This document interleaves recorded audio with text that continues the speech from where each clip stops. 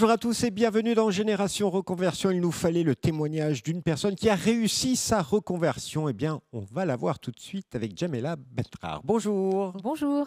Alors, vous avez réussi votre reconversion il y a 4 ans maintenant. Oui, C'est 3-4 ans. 3-4 Oui.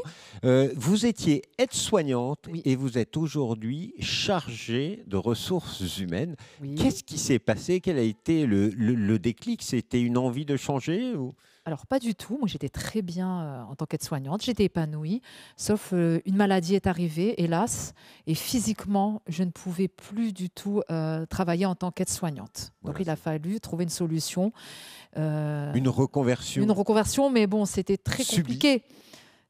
Oui, au départ. Mais On passe, j'imagine, par des moments difficiles qu'on ne peut plus exercer le métier que l'on aimait. bah oui, et surtout par la maladie, parce que je faisais un métier d'utilité, tourné vers les autres.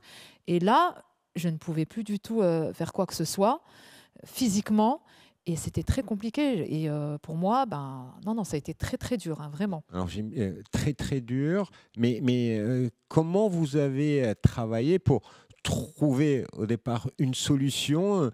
On passe par quelle phase? Parce que peut-être que votre histoire est celle de certains qui Ah oui. nous écoutent aujourd'hui. Alors moi, on sait que j'allais être en fauteuil roulant, qu'il fallait arrêter de travailler à 35 ans. Et c'est un choc. Après, par la suite, bon voilà, j'ai pris mon traitement. Je n'ai pas honte de le dire, hein, vraiment. Et par la suite, donc j'ai continué à travailler. Et là, après, quand je ne pouvais plus, par contre, il y a eu un acteur. C'est cette première main tendue.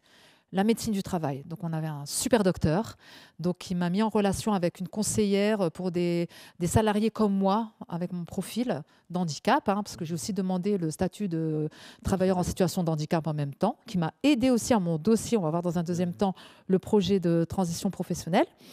Et ensuite, qui m'a parlé de ce dispositif. Et j'ai vu aussi un peu des tests pour savoir sur quoi je pouvais travailler. J'aimais l'insertion et les ressources humaines. Pourquoi? Parce que j'ai parlé avec justement des secrétaires où je travaillais en EHPAD et j'étais curieuse un peu sur ce qu'elles faisaient et ça me plaisait aussi. Il y avait déjà des prémices. D'accord, donc vous êtes renseignée un petit peu, Très vous curieuse connaissiez, vous étiez oui. curieuse. Et donc c'est la médecine du travail qui vous a Oui. aidé par la mise en relation avec un conseil en évolution professionnelle. Alors, Ouais. une autre conseillère aussi, donc en évolution professionnelle. Donc j'avais double accompagnement. Et c'est voilà. Alors, qu'est-ce qui se passe avec ces conseils en évolution professionnelle? Comment ça s'est passé? Parce que Alors, on en parle, mais oui. concrètement, comment ça se passe? On ne sait pas. Alors, elle m'a aidé en fait à continuer à peaufiner ce dossier, à le nourrir. Et aussi, alors c'est une phrase ou que j'oublie pas. Elle m'a dit construisez votre réseau. Alors moi, c'est inconnu, LinkedIn, ce monde-là. Mais je dis mais je connais personne. Mais elle dit vous êtes en cours. Enfin, je suivais la formation RH. On était 9. Elle dit commencez par là.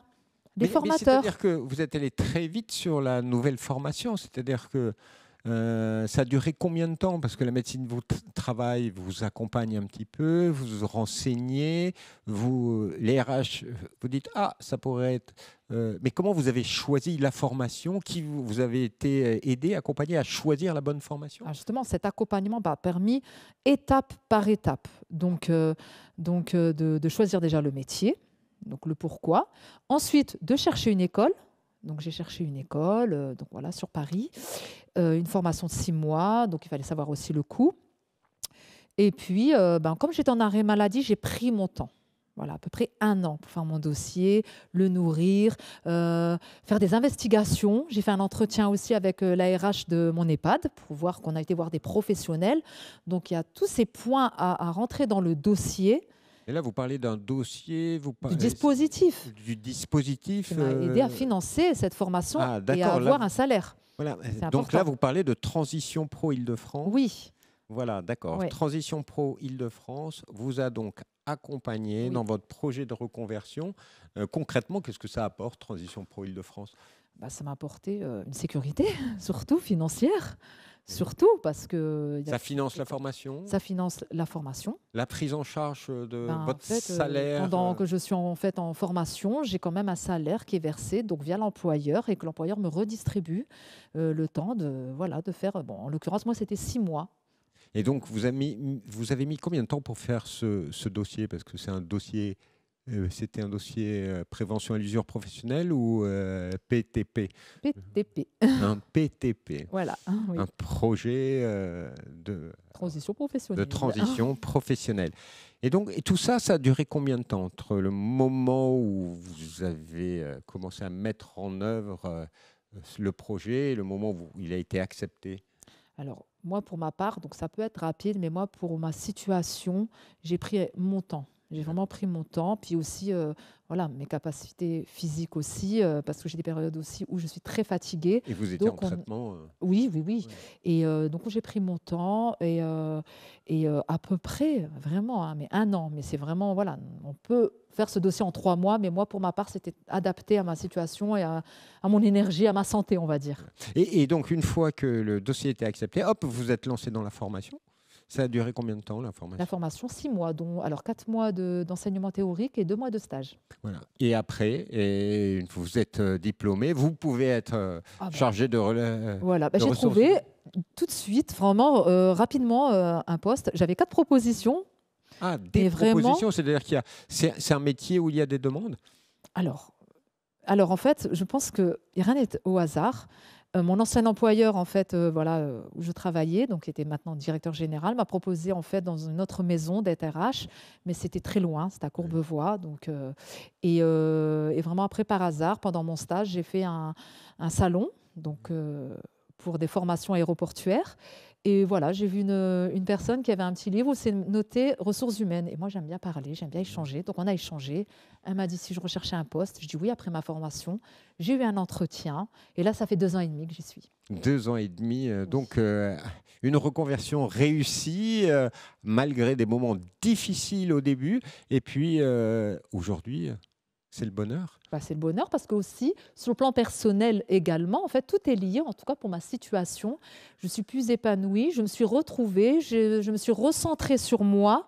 Et il faut qu'on soit bien aussi pour pouvoir donner à l'extérieur. Et oui, là maintenant, bah, en fait, je partage, j'ai envie de transmettre mon Et les galères de expérience. l'époque sont oubliées. Ils sont oubliés. Bon, on les oublie pas quelque part, mais en même temps, on est fier. On peut dire, bah, je suis fière de moi, d'où je suis partie. Et si vous On peut aviez le un dire. conseil à donner à des personnes justement qui, comme vous, sont obligées de se reconvertir pour des raisons de santé ou d'autres personnes qui réfléchissent, quel secteur choisir, vers quel secteur m'orienter, qu'est-ce que vous avez envie de leur dire? Pour ceux qui souffrent, qui ont pu souffrir comme vous, c'est quoi votre conseil? Alors déjà, c'est normal d'avoir peur. Donc on sort de notre zone de confort, c'est normal. Maintenant, on peut y arriver. On a des ressources insoupçonnées à ressortir, surtout notamment nous, où on a des problèmes de santé. Honnêtement, là, j'ai une autre vision, je ressens vraiment les choses différemment, un courage que je n'avais pas. Et faites-vous accompagner, donc, notamment donc, de transition professionnelle à la maison de reconversion à République, de voir aussi auprès de la médecine du travail. Et moi, c'est parti de là. Et le CEP, il y a énormément d'organismes. Et certes, c'est une difficulté. C'est une difficulté, les problèmes de santé. Et finalement, on peut passer au-dessus. Elle est là, elle nous accompagne, elle n'est pas partie, mais on peut faire plein de choses. Et humainement, on peut partager plein de choses aussi. Merci Voilà. infiniment pour votre témoignage, pour cette leçon et de courage et aussi de nous avoir raconté une très belle réussite de reconversion. Merci beaucoup, Djamila. Alors, Merci à vous. si vous voulez en savoir plus, voir d'autres témoignages, vous pouvez bien sûr aller sur le site de Transition pro-idf.fr parce que c'est une des bonnes adresses pour se reconvertir en Île-de-France. Au revoir et à bientôt.